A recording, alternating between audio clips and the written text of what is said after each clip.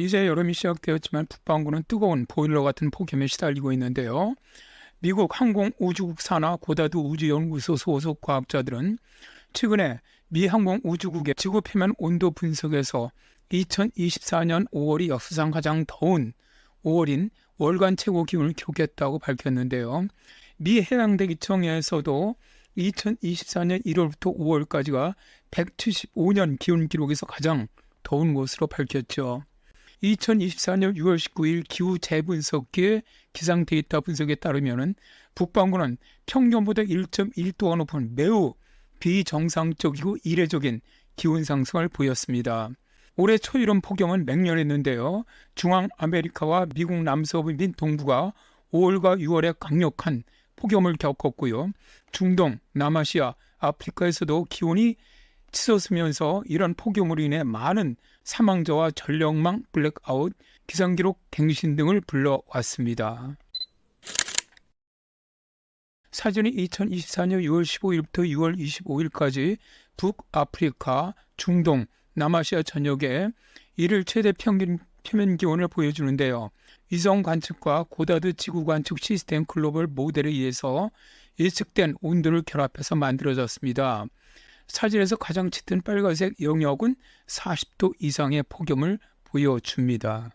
6월 18일 인도의 낮 기온이 아닌 밤 기온이 35.2도로 초열대를 훌쩍 웃도는 살인적인 폭염이 발생을 했고요.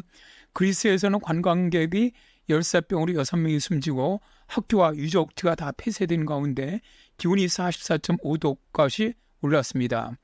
사우디 국립기상센터는 하지 기간 동안 메카와 그 주변의 기온이 최대 49도에 달하면서 2천여 명의 순례자가 사망했다고 발표했고요.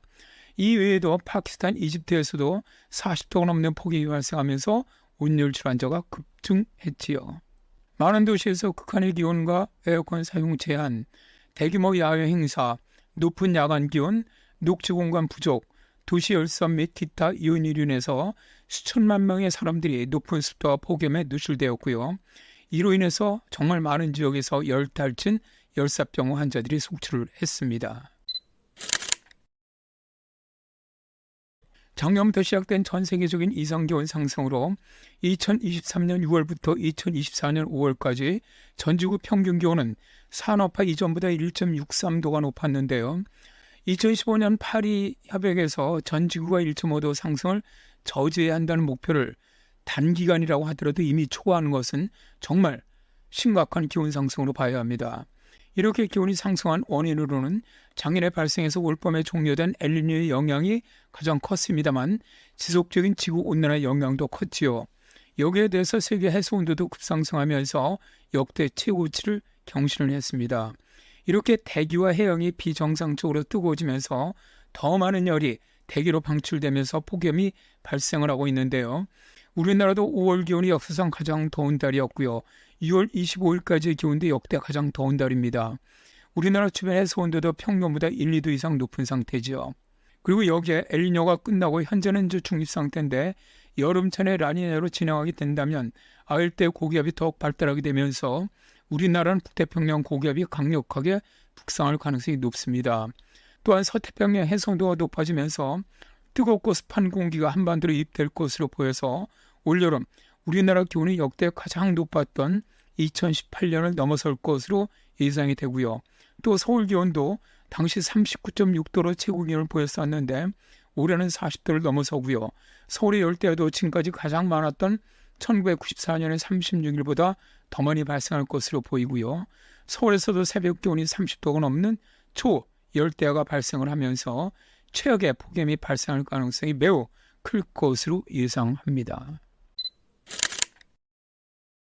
세계보건기구에 따르면 열 스트레스는 날씨 관련 사망의 주요 원인이며 심혈관 질환, 당뇨병, 정신건강 상태 및 천식을 포함한 기저질환을 악화시킵니다.